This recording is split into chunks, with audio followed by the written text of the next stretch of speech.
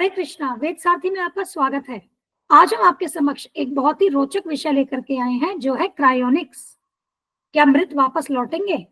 अब देखिए, कोई भी जीव मरना नहीं चाहता, और यह बात गलत भी नहीं है, क्योंकि मरना हमारा वास्तविक स्वभाव है ही नहीं। मृत्यु तो इस शरीर की होती है, और हम यह शरीर नहीं है। हम आत्मा है, जो कि अजर अमर है। और इसीलिए हमने इतिहास में देखा है कि अमरत्व पर कई प्रकार के शोध किए जा रहे हैं। मेडिकल साइंस जो है वह भरपूर प्रयास कर रही है कि हम मृत्यु को रोक सके। और ये क्रायोनिक्स जो है, यह मेडिकल साइंस का, वैज्ञानिकों का मृतकों को पुनर्जीवित करने का ऐसा ही एक प्रयास है। इस वीडियो में हमने क्रायोनिक्स पर पूरी जानकारी दी है, और इसका जो लिंक है इस डॉक्यूमेंट का, हम वीडियो के डिस्क्रिप्शन में दे देंगे। और यहाँ हम इस प्रक्रिया की थोड़ी सी चर्चा करेंगे, बाकी आप डॉक्यूमेंट में से पढ़ सकते हैं। क्रायोनिक्स, किसी मृत व्यक्ति को फ्रीज करना, उसे बर्फ में जमा देना। और इसका उद्देश्य क्या है कि भविष्य में किसी समय हम उस व्यक्ति को पुनर्जीवित कर सकें। क्रायोनिक्स शब्द ग्रीक शब्द क्रायोस से आया है, जिसका अर्थ है बर्फीला, ठंडा। अब इसकी प्रक्रिया क्या है? जैसे ही व्यक्ति की मृत्यु हो जाती है, तो उसे बर्फ में पैक करके क्रायोनिक्स सुविधा में भेज दिया जाता है। इस दुनिया में जगह जगह पर क्रायोनिक्स इंस्टीट्यूट्स हैं, जहां पर यह कार्य होता है। और जो मृत शरीर है उसको बर्फ में पैक करके वहां भेजा जाता है। अब बर्फ में क्यों पैक करते हैं? ताकि वह शरीर सड़े नहीं। उसके बाद वहां क्रायोनिक सुविधा में शरीर में से रक्त निकाल दिया जाता है, और उसके बदले एंटीफ्रीज और अंग संरक्षण रसायन डाल दिए जाते हैं, और इसे कहते हैं क्रायो प्रोटेक्टिव एजेंट। और इनका उद्देश्य क्या है कि शरीर के सारे अंगों को संरक्षण प्रदान करें। और ऐसा कर लेने के बाद शरीर विट्रीफाइड अवस्था में चला जाता है। यह कांच के समान अवस्था होती है। शरीर को इतना जल्दी से ठंडा किया जाता है कि वह बर्फ नहीं बनता, और एक कांच की तरह की अवस्था में परिवर्तित हो जाता है। और फिर इस मृत शरीर को लिक्विड नाइट्रोजन से भरे एक कक्ष में डाल दिया जाता है, जहां -196 डिग्री सेल्सियस पर उसे संरक्षित रखा जाता है।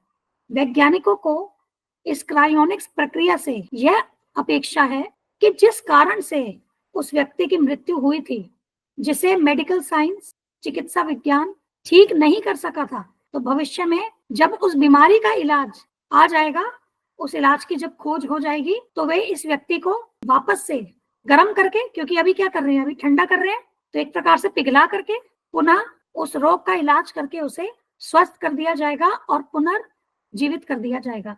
यह बहुत ही महंगी प्रक्रिया है, और इस पर सैकड़ों हजार डॉलर खर्च होते हैं। और 2023 तक लगभग पूरी दुनिया में 500 व्यक्तियों को क्रायोनिक रूप से संरक्षित कर दिया गया है, और अधिकांश जो है संरक्षण अमेरिका में है। और यहाँ देखिए, दर्जनों पालतू जानवरों को भी संरक्षित कर दिया गया है।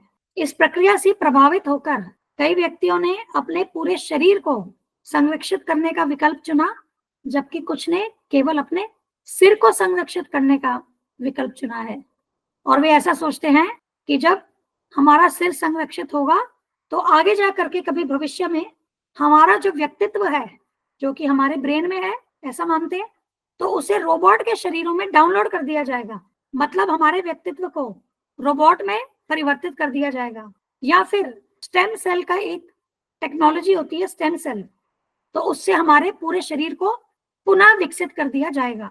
ठीक है, तो ये तो क्रायोनिक्स के बारे में थोड़ी सी चर्चा हमने की। अब आगे इन स्लाइड्स को आप पढ़ सकते हैं कि इसका वैज्ञानिक आधार क्या है। और यहाँ इस इमेज में आप देख सकते हैं कि जो प्रक्रिया है उसके सारे चरण बताए गए हैं। अब इस क्रायोनिक्स में वैज्ञानिकों को कुछ चुनौतियों का सामना करना पड़ रहा है, जिसमें से पहला है मस्तिष्क की क्षति। ये जो पूरी प्रक्रिया है, इसमें मस्तिष्क को संरक्षित करना अत्यंत अनिवार्य है, क्योंकि साइंटिस्ट ऐसा मानते हैं कि उस मनुष्य के व्यक्तित्व को, उसकी यादों को मस्तिष्क के द्वारा ही डाउनलोड किया जा सकता है, जिससे कि आगे वे इस व्यक्तित्व को पुनर्जीवित कर सके, या रोबोट में परिवर्तित कर सके, या जैसे कि हमने बताया कि स्टेम सेल के द्वारा पुनः निर्माण कर सके। और ये जो प्रक्रिया है क्रायोनिक्स की, इससे मस्तिष्क को महत्वपूर्ण नुकसान पहुंच सकता है। दूसरी चुनौती क्या है? व्यक्ति को पुनर्जीवित करना, इसकी कोई प्रक्रिया वैज्ञानिकों के पास नहीं है। इस पर तो वे अभी शोध कर रहे हैं और इस प्रक्रिया में जो विभिन्न अंगों को क्षति पहुंचती है तो उसे भी ठीक करना होगा। तो पुनर्जीवित करने का कोई सफल तरीका वैज्ञानिकों के पास नहीं है और इसमें कानूनी और नैतिक मुद्दे भी वैज्ञानिकों के समक्ष चुनौती दे रहे हैं, क्योंकि वह व्यक्ति जिसे ये क्रायो प्रिजर्व करें, उसकी सहमति, उसकी पहचान और संसाधन आवंटन, इन सब के बारे में भी वैज्ञानिकों को ध्यान रखना होगा। अभी जो इस शोध की स्थिति है वह है कि आज तक किसी भी जीव को जो कि क्रायो प्रिजर्व हुआ है, मतलब क्रायोनिक्स के माध्यम से जिसको संरक्षित किया गया है, उसे पुनर्जीवित करने में विज्ञान सफल नहीं हुआ है। जानवरों पर इन्होंने प्रयोग किए हैं, परंतु वे जानवरों को भी पुनर्जीवित नहीं कर सके हैं और जो अधिकांश वैज्ञानिक हैं वे इस प्रक्रिया को लेकर के संशय में हैं, क्योंकि वे ये समझ रहे हैं कि इस प्रक्रिया से सफलता मिलती तो नहीं दिख रही और यहाँ जो महत्वपूर्ण तकनीकी चुनौतियां हैं इसके कारण कभी भविष्य में यह सफल होगा कि नहीं, इसको लेकर के भी संशय है। ये अलग अलग संस्थानें हैं, हमने कुछ नाम यहाँ दिए हैं जहां पर यह प्रक्रिया की जाती है और कुछ उदाहरण मृत व्यक्तियों के जिन्हें क्रायो प्रिजर्व किया गया है। जेम्स बेडफोर्ड ये सबसे पहले व्यक्ति थे जिन्हें 1967 में क्रायो प्रिजर्व किया था। ये किडनी कैंसर के कारण इनकी मृत्यु हुई थी और ये अमेरिकी मनोवैज्ञानिक थे। डिक क्लेयर 1988 में ये एड्स से संबंधित संक्रमण के कारण इनकी मृत्यु हो गई थी। इन्होंने तो यहाँ तक कि एक क्रायोनिक संगठन ट्रांसटाइन को $20,000 दिए थे ताकि एक पति पत्नी के जोड़े को क्रायो प्रिजर्व कर सके। फिर ये बेसबॉल प्लेयर टेड विलियम्स और उनके बेटे जॉन हेनरी विलियम्स। अब इसके अलावा और भी कई उदाहरण हैं। तो देखिए, इन्होंने कई सैकड़ों हजारों डॉलर खर्च किए अपने शरीर को क्रायो प्रिजर्व करने के लिए। इन सब के विषय में आप पढ़ सकते हैं। अब श्रील प्रभुपाद क्रायोनिक्स के विषय में क्या कहते हैं? श्रील प्रभुपाद के एक शिष्य यदुवर प्रभु ये कहते हैं, भौतिकवादी कहते हैं कि मृत्यु के बारे में इतनी बातें करना बहुत ही रुग्णतापूर्ण है। वे कहते हैं कि मृत्यु के बारे में बात करना बहुत निराशाजनक है। तो यहाँ समझने की बात क्या है, जो भौतिकवादी लोग होते हैं वे तो इंद्रिय तृप्ति करना चाहते हैं, तो वे मृत्यु जैसी निराशाजनक बात पर चर्चा क्यों करेंगे? मृत्यु अटल सत्य है, परंतु वे आंखें बंद करके रहना चाहते हैं कि इसके विषय में तो बात ही मत करो। तो श्रील प्रभुपाद ऐसे लोगों के लिए कहते हैं क्योंकि वे दुष्ट हैं, वे मृत्यु से नहीं जीत सकते। कोई भी मनुष्य, कोई भी जीव मृत्यु को पसंद नहीं करता, परंतु ये जो दुष्ट हैं क्योंकि वे मृत्यु से जीत नहीं सकते, वे ऐसा कहते हैं अंगूर खट्टे हैं, इसीलिए डोंट बॉदर, परेशान मत हो।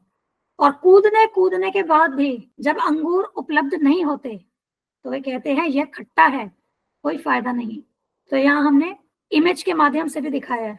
अब जब आप किसी चीज को प्राप्ति नहीं कर सकते तो आप उसके बारे में बात ही नहीं करना चाहते। अमरत्व तो कैसे प्राप्त होगा? जब हम इस जन्म मृत्यु के चक्र से निकलेंगे, क्योंकि वास्तव में तो हम अमर ही हैं, परंतु अभी क्योंकि हमने यह भौतिक शरीर धारण किया है तो हमें मृत्यु का सामना तो करना ही होगा। हम ऐसा माने कि हम इस शरीर को अनंत काल के लिए संरक्षित कर सकते हैं, तो ऐसा संभव नहीं है, क्योंकि शरीर का ऐसा स्वभाव ही नहीं है। जिन तत्वों से शरीर बना है उसका ऐसा स्वभाव ही नहीं है।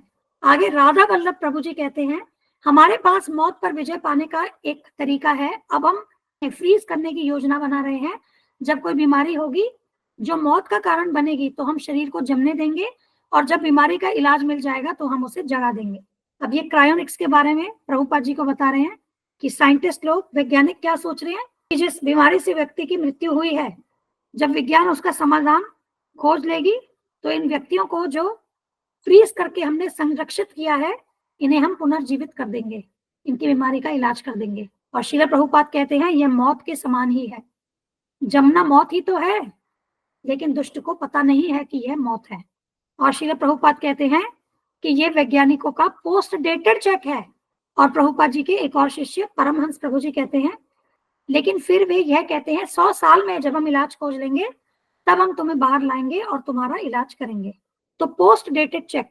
और इस पर श्रील प्रभुपाद क्या कहते हैं, तो तुम कभी इलाज नहीं खोज पाओगे और वह कभी बाहर नहीं आएगा।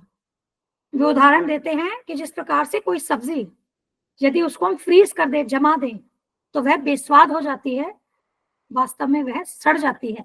तो इसी प्रकार से वैज्ञानिकों को ऐसा लग रहा है कि वे शरीर को जमा लेने से उसको संरक्षित कर सकेंगे, परंतु वास्तव में वे शरीर को इस प्रक्रिया से संरक्षित नहीं कर सकते। शरीर उस अवस्था में भी सड़ जाएगा। क्योंकि देखिए, अब आध्यात्मिक पहलू क्या कहता है, शरीर तभी कार्यशील है, शरीर के अंग तभी कार्यशील है जब शरीर में आत्मा है। और जब व्यक्ति की मृत्यु होती है तो आत्मा शरीर को छोड़ देती है, और आत्मा के बिना शरीर तो केवल मांस, हड्डी इत्यादि के थैले के समान है, पदार्थ के ढेर के समान है। और एक और मॉर्निंग वॉक में श्रील प्रभुपाद कहते हैं कि अगर कोई यह नहीं समझता कि भगवान कौन है तो उसकी शिक्षा बेकार है। ऐसी शिक्षा का कोई मतलब नहीं है, क्योंकि जो आज की भौतिक शिक्षा प्रचलित है, क्या वह हमें मृत्यु से बचा पाएगी? हमारी वास्तविक समस्याएं जन्म, मृत्यु, जरा, व्याधि हैं, और यह भौतिक शिक्षा हमें इन समस्याओं का समाधान नहीं प्रदान करती।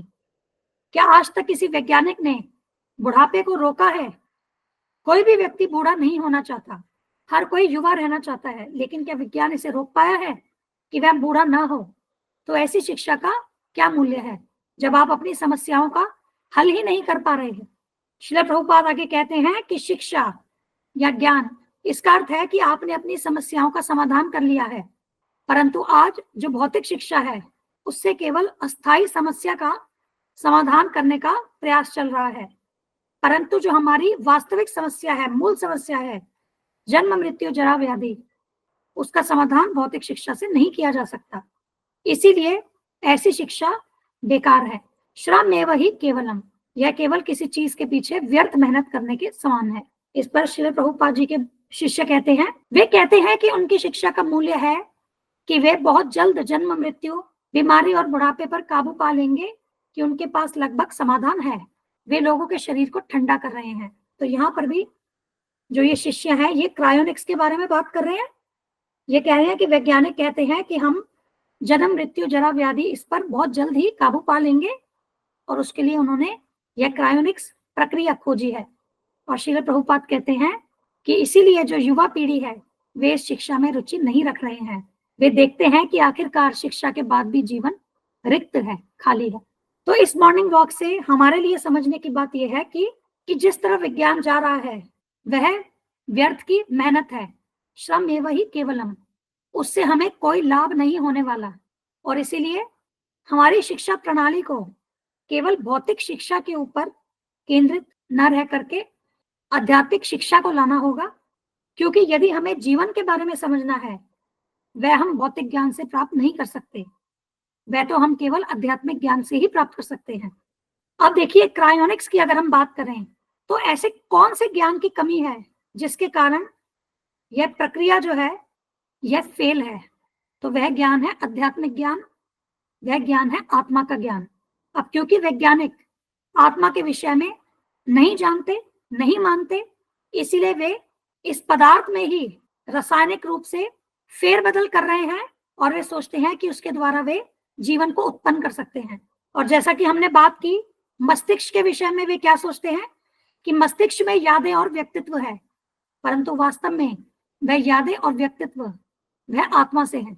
तो जब तक वैज्ञानिक आत्मा का ज्ञान नहीं लेते तो जन्म, मृत्यु, जरा, व्याधि, वे इन समस्याओं का हल कभी भी नहीं निकाल सकेंगे, क्योंकि ये समस्याएं तो अटल हैं, इनसे जीव इस भौतिक जगत में नहीं बच सकता। भगवत गीता में इन समस्याओं का उल्लेख 13.9 में दिया है, जन्म, मृत्यु, जरा, व्याधि, दुख, दोषानु दर्शनम। और भगवत गीता 2.27 में भी भगवान श्री कृष्ण कहते हैं, जिसने जन्म लिया है उसकी मृत्यु निश्चित है, और मृत्यु के पश्चात पुनर्जीवन भी निश्चित है। अतः अपने अपरिहार्य कर्तव्य पालन में तुम्हें शोक नहीं करना चाहिए।